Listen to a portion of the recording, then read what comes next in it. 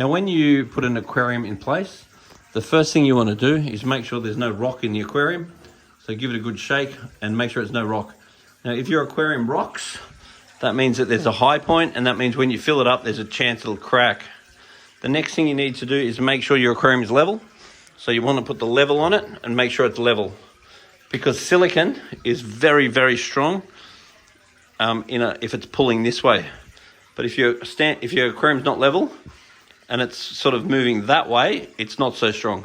So over a period of time, the aquarium can actually leak. And second-hand tanks have a much, much higher chance of leaking than a new tank, because a new tank will settle and that's it. But the problem with the second-hand tank is that it's already settled. So if it's not totally level, and let's say last time it settled slightly that way and this time it settles slightly this way, there's more chance of leaking.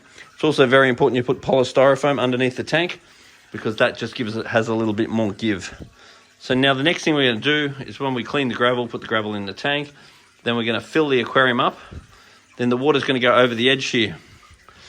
And then when it goes over the edge here, you've got two fittings. In this case, one down there and one up here. So the way this is going to work is there's two taps, one here and one there. So you start with both taps totally open, and you're going to fill the tank up until the water starts going down here. Then once it starts going down to the sump, you can then turn the tap off. And then you've got to understand, once you've plumbed your pump in, so your pump's going to go there when you put your pump in. Then in here, you want to put your pre-filter material. So the water's going to go through polyfilter or filter wool or whatever you're going to put here. And the more regularly you replace it, if it's filter wool, the more efficient it'll be. If it's polyfilter, then you just tend to put it over here and leave it there till it turns black, and you definitely can run both. So that in there is where a pre-filter goes. If it was salt water, we'd put a skimmer there, but it's not salt water. So that can just be a settling chamber. So the water will go up and then down through this bit. So it'll go up and then down through there. So that means the particles will settle there, and you can either siphon them out if you can get a siphon going, or just use a fine net to suck that out. Then the water goes over here. You could put some extra filter wool or polyfilter on here. Then you've got marine pure balls. And you definitely want to make sure you use real marine pure balls, because most biological media don't have the right surface area to volume ratio to grow denitrifying bacteria, but real marine pure does. And it's also really important how you wash your balls. You don't want to hose your balls out. You want to just take some water out of the aquarium and just gently massage your balls until you've got nice clean balls, and then put them back in again. And don't bang your balls together, because you don't want to hurt your balls. And so give them a good wash in water that you've taken out of the aquarium, and then you can throw that water away. Then the water's going to go over into the main sump. In this case, putting your heaters where the skimmer normally is a very good idea. So I'd put my skimmers there, my heaters there. Now, once you turn your pump on, your pump is going to shoot water up to the top, and it's going to come out of these things. Now, the water that's coming out of your filter is going to be very low of oxygen, potentially even deficit. Usually with sump filters not, but canister filters can be. So all the good bacteria that grows there is going to oxidize the nutrients in the water. So therefore, the oxygen level tends to be low.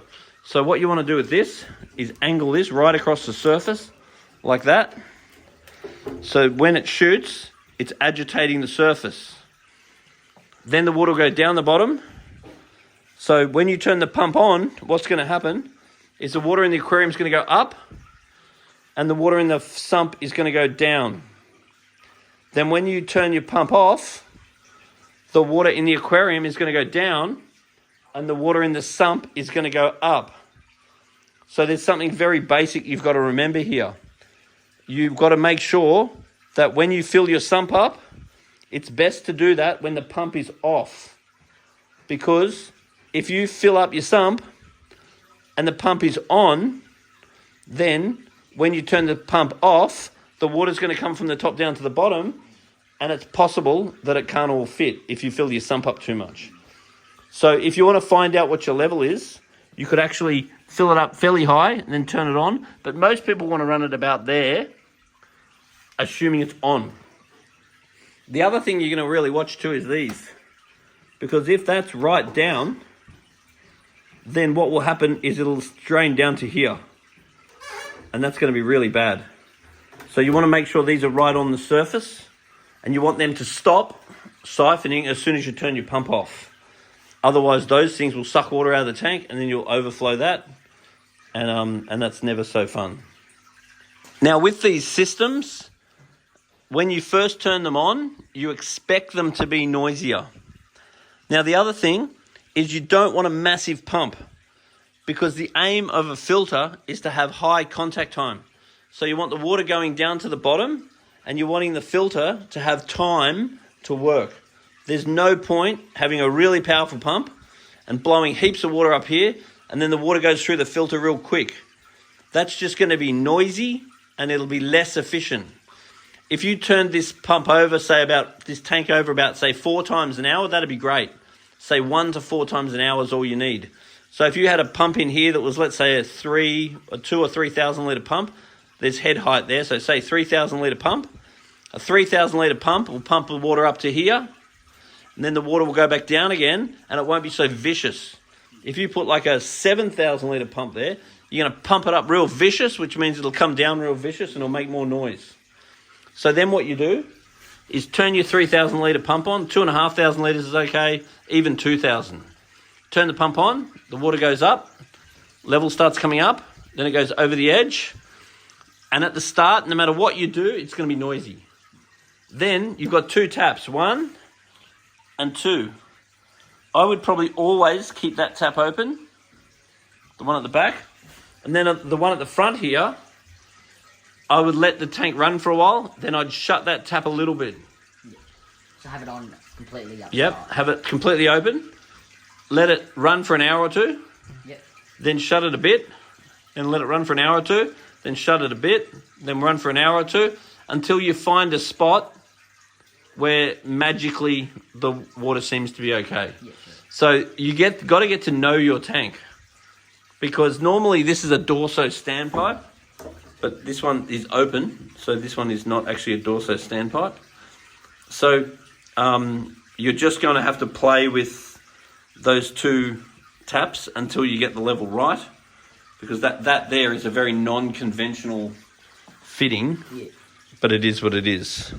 So if you started with that tap totally open, the one on this side, and that one totally open, and then you slowly turned that tap down until you get it quiet, and then if that didn't work and you didn't find somewhere quiet, you could actually do it in reverse. So you could actually open both up again, and then you could slowly close the other one. Yeah. So it doesn't matter which one I have open, right? Well, you just got to get it right until you until you find a nice quiet spot, and you've just got to give it time, a couple of hours, because it just doesn't get quiet straight away. And in a brand new tank, it's got higher friction. As the bacteria all establishes, you'll find that the friction goes down, and then you'll find that the tank will become a lot more quiet.